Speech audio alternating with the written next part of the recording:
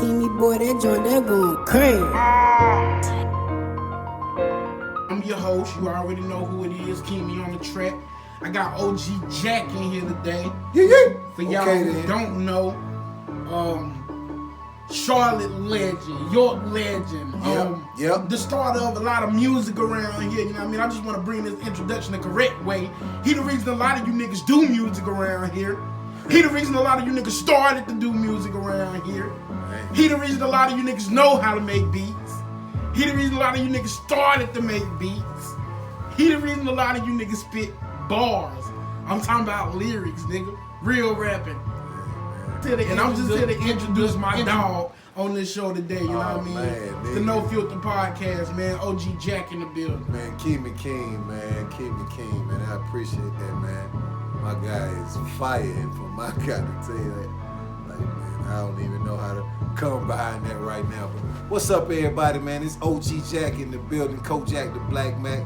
I ain't never stopped, still here, about to let it drop. What's going on? For sure, man. I want to ask you a couple questions so people will have a, you know what I mean, up close and personal, more understanding on how you started this music shit and how you look at it and how you go about creating, man. So I got a list of questions I'm gonna ask you, man. You know, you feel, what's your earliest memory connected to hip hop? Like, what made you really fall in love with it?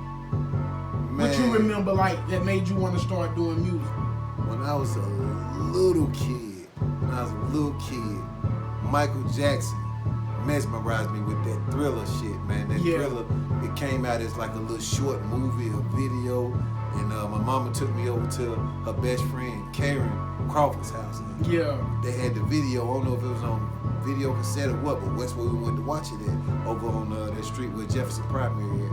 So I went to watch the video, man, and ever since that night, when I saw that video, I knew that's what I wanted to do. I've been trying to be Michael Jackson, bald-headed, no fucking light skin, black as hell. I would be the black Michael Jackson, but yeah, man, Michael Jackson.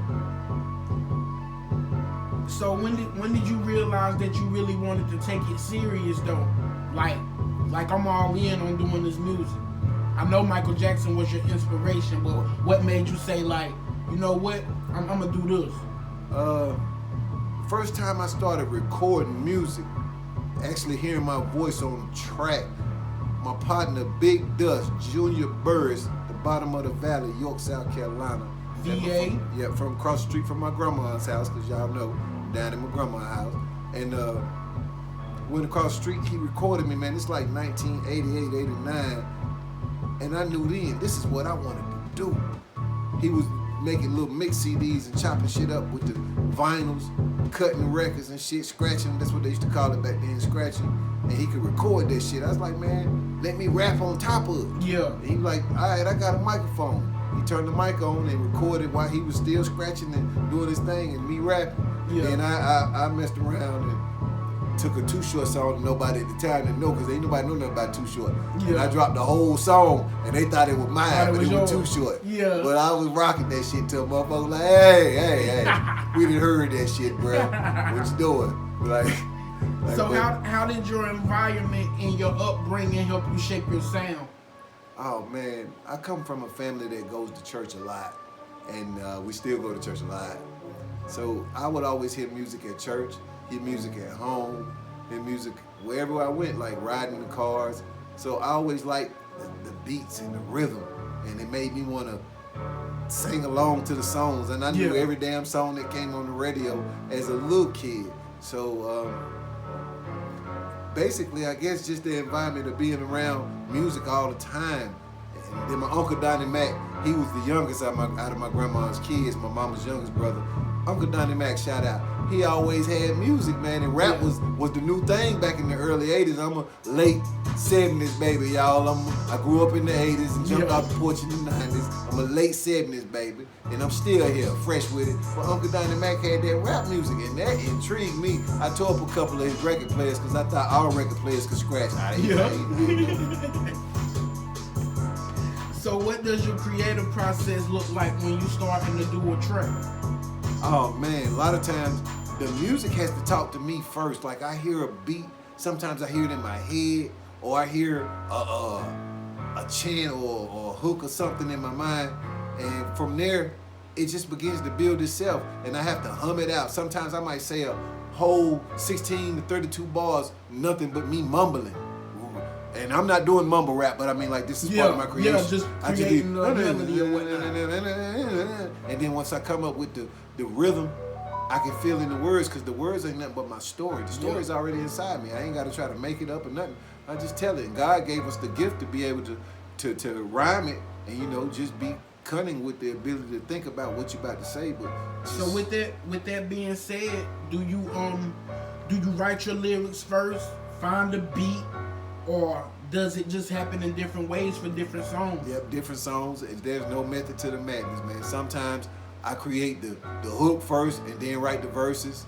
Sometimes I write the verses and say, damn, what the hell am I talking about? I gotta make a hook that fits this shit, because the beat fire and the verses is gas. But now I gotta come up with a hook, which is sometimes hard. But that's part of the creativity. And if you are an artist and you know that you done that before, don't act like you ain't. But anyway, yeah, you know, it ain't really no method to the madness. Sometimes I hear the beat and just start rhyming and record it. Now, this new age, I can just drop one bar and sit there and listen to it and think of what I'm gonna say next. Boom, drop the next bar, or just go until I mess up and stop right there and fix it, or whatever the case may be. It's just different ways, man. Where do you draw your creative inspiration from for your music? Like, other than hearing the beat and stuff, like, what inspired you to, like, you know, like, what helped you keep doing it? Everyday life, the experience of what I do in my daytime, the people that I encounter, sounds that I hear, thoughts that recollect me to think about something that I ain't even thought about in a while. Like, ooh, boy, that'd be a good song. That's a great idea. Just, it's random, man. Yeah, you're right. So how do you handle your creative blocks? Like, you know, oh man, I went through that lately, I can't write. I went through that lately. I felt like I was trying to rush myself in some songs, and I still try to keep writing through it. And I felt like, I was like, damn, am I having a writer's block? I don't do this. This Kojak the Black Mac, Cadillac Slim, I don't do that. But I smoked some weed, chilled out. You know what I'm saying? We got me a little drinky drink, and I don't care what you think about it. That's what I did. I mean, and I took a little time out from trying to force myself. I love comic books and movies on comics. So with this new age of YouTube and everything, the way people creating, bro, like, there's some people that I follow that make these Marvel little shorts, bro. Yeah. And I love that shit. So I be watching that, and they take my mind away, because I told myself the other day, I said, Jack, chill out, man. Give your brain a chance to breathe. Now, I don't even want to go off subject on that, but lately I've been seeing you post where you have your own comic. So what's going on with that? Oh, now? Yeah, get prepared, man. Don't be skipping it now. Get prepared for the adventures of Cadillac Slim, man. You know what I mean? It's coming very soon. We still in the process of getting everything all together, the bits and pieces. But definitely, the adventures of Cadillac Slim are coming very soon. And all my friends that rap with me, sing, make beats, all y'all are characters in my book. So don't be mad at how I do your character. Man, if your I'm head ready. big, nigga, I'm gonna draw that shit super big. I'm ready. Yeah, we gonna have niggas in there. You know what I mean? Everybody in there, all my dogs. Oh, Keem, come. You already know. You in there. Man, I'm ready to see it. It's going down. You just got it, like, it's when I seen down. that, it was amazing to me. It's like, man, like, bro, niggas are so creative. Like, this nigga creative as shit. This nigga got a comic. Oh, listen, like, it's different. It's an app, right? But it started from a picture of myself that I already have. Yeah. And the idea, the dialogue is fully me, besides them adding their little pictures in the background and stuff. But I already had this idea. I just never had a way I never had a way to present it yet. Just coming to life. And that right there gave me a way to bring it into fruition, man. And I love that, and I got plenty more. So see me at Comic-Con and Dragon Con. Cadillac Slim, baby. I love that for you too. So back to your creation process. What part of the creation process is your favorite? Writing, recording, or performing the music? Recording. Recording. I love recording. I get so consumed in it, bro. I be working on a song for hours and hours at a time. Likewise. I get so consumed in recording, y'all. And I love all the rest of it too. But I really have to be honest and say I get consumed. I love the recording. I really do. For sure, for sure. Can you tell us about your latest project and what inspired it? Man, we got something coming together called Anointed. What inspired Anointed, man, is through the years, like I've grown through different stages. I've always been an artist. I was a young guy in this music thing around here in the Carolinas, Charlotte, York, surrounding areas. And as I grew up, just being a regular person, bro, I went through different things in life. I've been through some trials and some tribulations. Some of y'all know my story on me being in the drug game and catching time and having to go away and do some time and coming back. And the game had changed. And I still love the game, but had to understand it, bro. Like, things have come to another level. So I had to get up to par and find myself in this new time. Bro, like, it's not easy to really keep yourself going when you have to find yourself again. It ain't. You had to find yourself again. But I definitely right about that. I did. Can you what makes this project different from your earlier works? Oh man, this project is different because it's gonna be the most professional project I've ever done. A lot of my work has been like, it's raw material. You know, it might not have been in the best studio, might not have had the best beat sometime. You know, just different reasons that for a person that's just a listener or a fan, like when they hear music, they're used to hearing a quality of music from the radio or from watching TV. So if they hear it and it's not a certain quality, then they really can't hear the potential of the song because they're not going to listen to it but so much because it's not what they're used to. So this project is one of the most professional projects I've ever done, along with keeping that rawness that I've always had. Which you got any tracks from the new release that mean a lot to you and why? Sacrifice. The reason Sacrifice means a lot to me, man, because it's my story of where I was and what I went through and where I am now. Yes. You know? Okay. So on this new project, Anointed, did you collaborate with any other producers or artists that pushed you to, push your creativity? How you gonna ask me that question when you one of the producers and one of the artists that's on there? Interview, and then man, we got Trent back there working right now. These are the artists that I'm working with. Shout out to G.U. Dollar. Man, shout out to they're the artists I'm working with, man. For real. Lord G, that's the artists I'm working with, definitely. man. It's all right here. Shout out to Chusky Frazier. Shout out to Valentine, Holly, my son, Tuchu, Susie Tuchu. Shout out to all y'all. You know what I mean? People I'm working with. No Limit Larry, we got it, man. Fetty P. Franklin, the baby, y'all come check what we got out, bro. This thing nice over here. Sandman. Right, yeah. So, what has been the biggest challenge you faced in the music industry so far? Oh man, when I was younger, I was right there in the door with So Def, and the company that I was with at the time, I was with a management company. You ain't gonna just skip over that like that now. You ain't tell me this one. Yeah, the company that I was with, they was a management company out of Charlotte. So Def, they wanted a new sound and they wanted a writer for Crisscross, a young writer. So they were screening me. I don't know exactly how it went left or whatever, but it didn't happen. What they ended up doing was going to Columbia and finding somebody out of the Carolinas, and they created their own Kojak the Black Mac, a nigga named Mr. Black. You know what I'm saying? To this day, in my opinion, that was supposed to be me. That's just my opinion. I ain't saying it's fact that Mr. Black was me, but that's how I saw it. Yeah. Because they gave him a dress style that wasn't nobody dressing in Kangos and gaiters and slacks and button-up shirts back then. There's no young teenagers. That was Kojak the Black Mac. And when you see the video that Crisscross came out with Mr. Black was in it, they had him looking just like how I look. Feels like, I supposed to been there already. So, God got his time. But I think, like today, I thought I was going somewhere else, and we right here, bro. And it's been some major God's plan. Yeah, God's plan. It's been something great taking place. So how do you feel about the hip hop landscape? How do you feel that it has changed since you first started? When I was young, man, everybody had their own sound. You had different styles, different like flavors everywhere you went, even in each city that had their own artists. Like, okay, say if you got 5 artists in New York, those 5 artists sounded different. You got West Coast artists. Say NWA didn't sound like what Too Short sounded like. Too Short didn't sound like what E40 sounded like. Then you had Scarface and them in Texas. Okay, Ghetto Boys, boom, just particular. You got 3 people in one group. Scarface, Bushwick Bill, Willie D. None of them niggas sounded alike. Okay, this was a thing that was different about my time.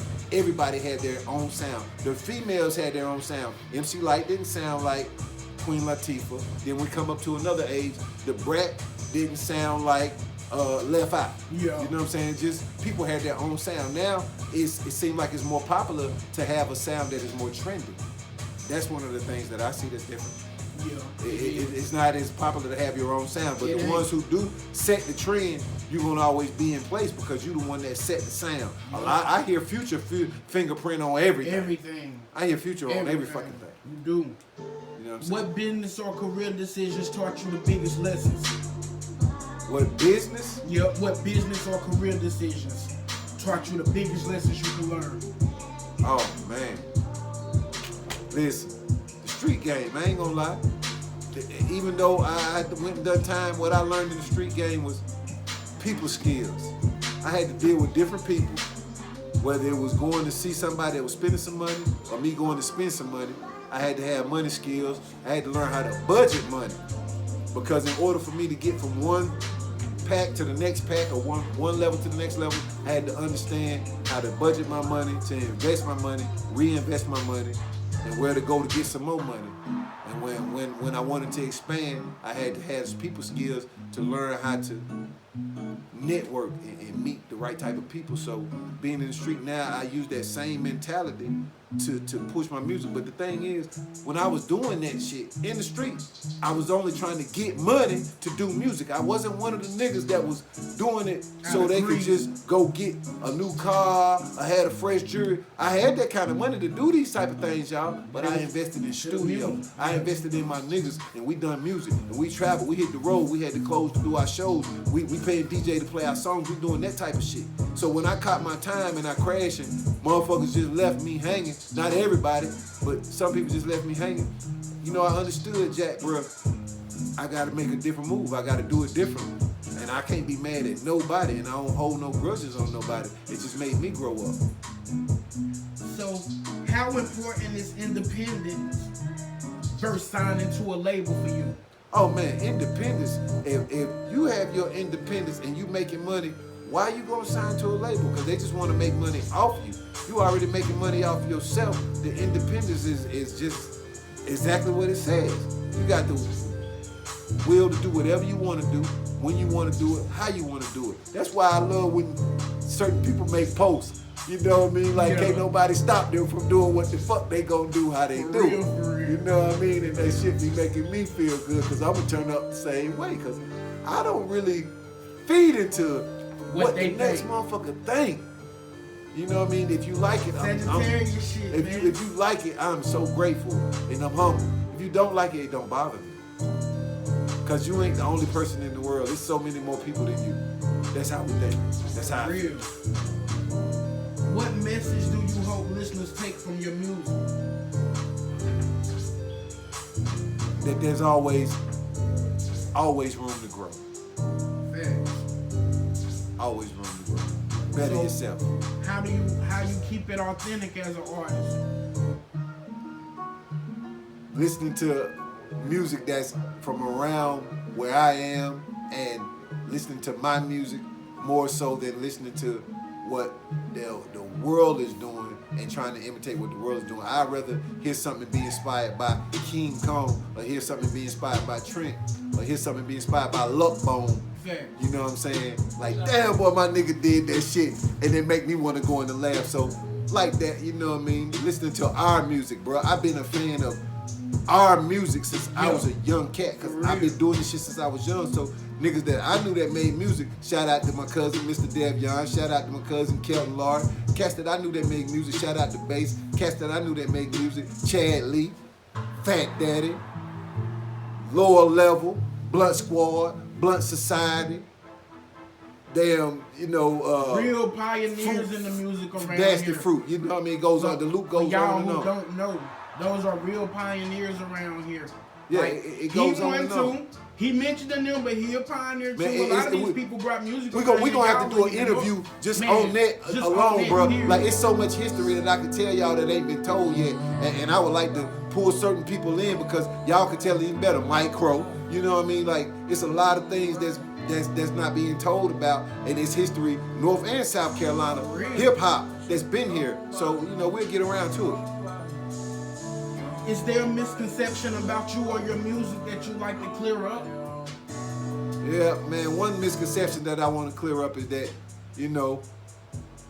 I'm a dirty, grimy nigga. I done been through some things in my time, and I've done things that I ain't proud of, and I've asked God to forgive me. And in certain situations, if I could come across the people that I know I've wronged, I've asked them to forgive me. Now, whether they forgive me or not, I can't control that. Yeah. You know what I'm saying? But I have asked. But like, just that right there, bro. That's what counts, though. Like, that's accountability. Right. Majority of people we know, or people period, don't know how to take a percentage of it. So, nigga, that's I was blessed to be able to hug a brother that I know I wronged, and the brother told me he loved me. You know what I'm saying? And it felt so good, man, to get that shit off me, because this was my guy, and we went through some shit, and you was there. Yeah. And my man hugged me, told me he loved me. And that shit, it felt so good, bro. Like, that's a good thing to be able to, good grown up shit. So what does it feel like to step on stage and perform your work live? Oh man, that's the epitome of all the art. Like, getting on stage, you have to really, really give the fans something more than just the song that you created, because they already had that part. So when you get on that stage, what's gonna set apart what they already had? Man, I love performing. I really do. And I was performing before I ever went in the studio, because I was rapping at parties, rapping in the DJ booth with my partner, mixing and scratching and shit. So I've been performing first. Performing arts is everything when it comes to recording and making music. Once you hit that stage, you might be a dope artist with a dope song. Listen to me, y'all. Listen to me. Hear me out now. You might have a dope song, right? And go give a half-ass performance. You're going to lose followers. You're going to lose some of your audience. You can have a alright song and go do a turned up ass performance. Gain a bunch of fans. Gain people, man. So make sure your performance is the epitome of everything that you do, bro. Make that shit set apart. Y'all getting ready to see me? I'm telling you, I ain't gonna talk about it. Do you have a favorite show you done, or a favorite city you performed in? I'm imagining. I don't know. It may be different. I'm imagining. It's the Charlotte. Listen, man, we used to shut it down at this club called Studio 64. I think that's what it was, on Independence. And what's his name? Yola the Great was coming. Yeah. And he had a song. I ain't gonna let up. No, I ain't gonna let up. Alright, he came out on stage, but he had to come out on stage behind us. And at the time, I was in a group with my brothers, the Blank Squad. Yeah. And shout out Blank Squad. Skeet, babe boy, what up, babe? You know what I mean? So we shut that shit down. We was the opening act. That nigga told us before he went on stage, he's like, man, how I'm gonna go on stage behind that shit? And I'll never forget it, because that's how Crump we used to have the fucking crowd with that slide with his stomp. Motherfuckers was in trance with that shit. We have a whole mob of motherfuckers. Slide with it, stomp. Slide with it, stomp. That shit was live. And it would have been a hit song on the motherfucking damn charts. My ass didn't go to prison. But yeah, man, that's one of my favorite nights there. What's the most memorable? Well, you just gave me the most memorable. That's one of your most memorable moments? Yeah, I love that night. Okay. So, what can fans expect from you in the next year or so? Oh man, y'all about to get the most visuals from Kojak, the Black Mac, Cadillac Slim, OG Jack that you've ever then got before. I've been doing a lot of still clip videos, just serving y'all and giving you some shit from me, our band lab, because I like to continuously work and recording. Right now, I got a job, and when I ain't at work, it's time for me to get some rest. So in between going to work and getting some rest, I'm on my band lab. But bro, I'm in the studio. We dropping. And then I done got blessed with some producers that got my back. We all working. So the project, bro, y'all about to see more visuals and content. Plenty of content. Sometimes it might not even be music, but plenty of content. Plenty of it. Plenty of content. Are there any dream collaborations you hope to make happen? Man, I want to get me a song with Too Short. Y'all know that's my favorite rapper. And I want to get me a song with Too Short. I ain't lying. That's a dream collaboration. That's a dream collaboration. Kojak the Black Mac with Too Short, bitch. That'll be dope. Yeah. Are you exploring any new sounds or genres? Man, I got a whole project called Country Code, and I promise you. You definitely got to tell them about the country project. Man, my Country Code. We're going global. I really don't even know some of the songs. I don't know if they're country songs or not, bro, but it's just a different sound, and I enjoy making the music, and it's authentic. It ain't like I'm just trying to pretend and do something. It's just another side of me. How can you not be a country motherfucker and you from the Carolinas? From the country. Yeah. Okay, then. Talk to me now. Straight up. You hear me knocking, let me in. All right. See what I'm saying? Like, bruh, a lot of people just follow trends. I'm not a trend follower. I said trends, but I'm not a trend follower. Exactly. Yes, I've been doing this. One of my songs that y'all love right now, man, I wrote that shit years ago. It's just now that it's coming out. So let it do what it do. I'm getting ready to get me a bunch of old, thick country girls and let them jump in the video. It got on her Daisy Dukes, long-legged in her cowboy boots. Can't give you no more right now. Let me make sure y'all get the song because it's coming. Definitely. Video on the way, man. So, how do you balance your personal life with the demands of your career? Bruh, I'm trying to find the balance in that. Sometimes I think I spend so much time doing this, it makes me feel selfish. And I be hoping that people understand, but certain people don't need to understand. I need to spend that time where I need to spend that time, and I have to put a check and balance on myself. So I really just got to be honest with y'all on that, man. I'm going through it with that because I spend so much time doing this. It's hard to find the balance. I can understand that. So, what keeps you grounded outside of the music? Family. My mom, my sisters, my auntie, my uncles, my grandma, my children, my team, my brothers that, like, you interviewing me, they can't see you right now, but just watching when I can turn my, you know, we live in a digital age. If I could go on my book and see my dog then drop something today, that's inspiration for me. You know what I'm saying? That keep me grounded. Or somebody's still with me. Because a lot of people gave up, bro. They ain't doing what we do, bro. We still pushing. When I see my dogs that I know been with me and I've been with y'all, that keep me grounded. For real, for real. So, what's something fans would be surprised to learn about you? Man, I don't know. I guess that I'm a big comic book nerd. You know what I'm saying? Yeah.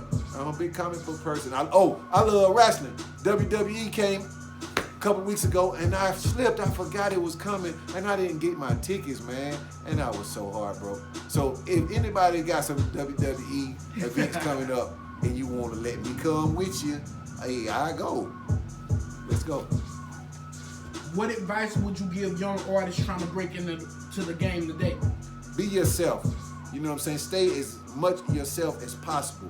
It's cool to have influences. Trust me, we all have them. But be yourself as much as possible because that's what's going to set you apart. You know what I mean? Don't be afraid to whatever it is you feel like might be a flaw.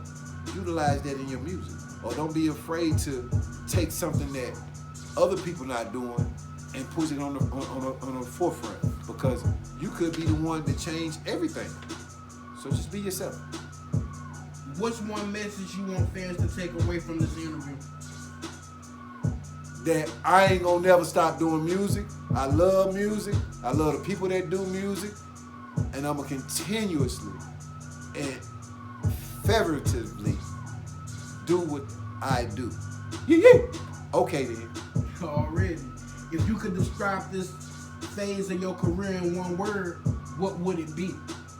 And why? Focus. Focus. The reason I say focus? Because you focus. Because I'm focused, man. Like, Yes, sir. I know what it's going to take to make success out of what has already been given to us. So, I'm focused. What's the biggest lesson you learned recently with your music? To never doubt yourself.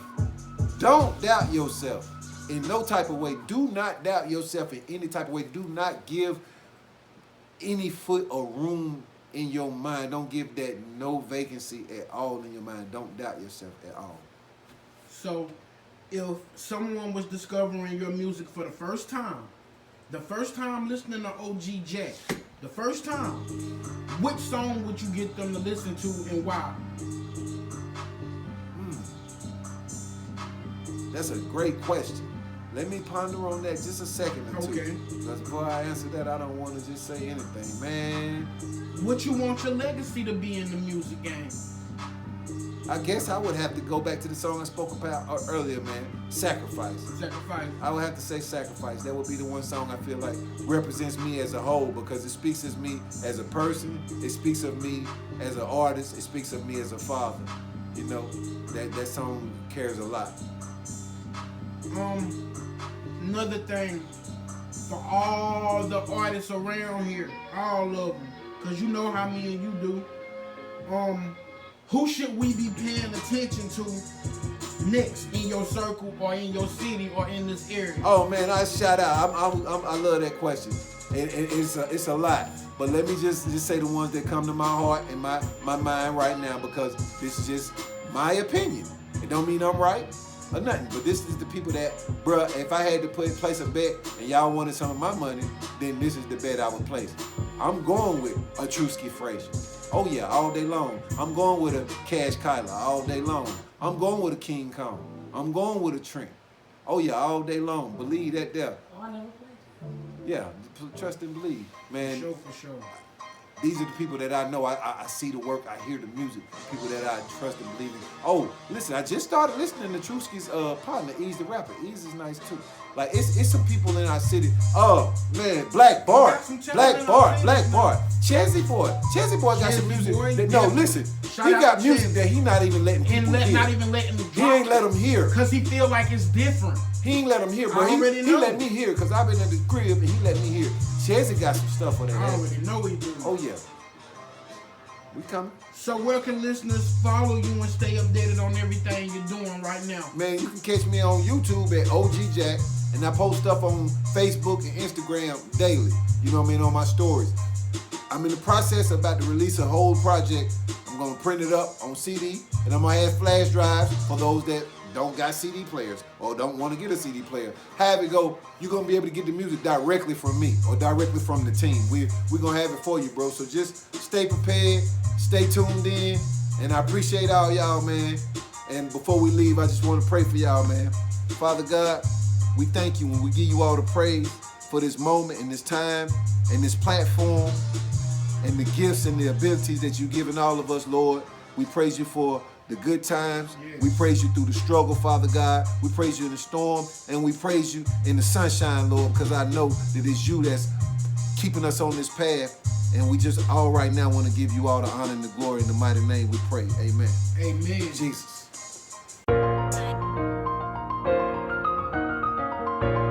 Keem boy, that joint, that going crazy.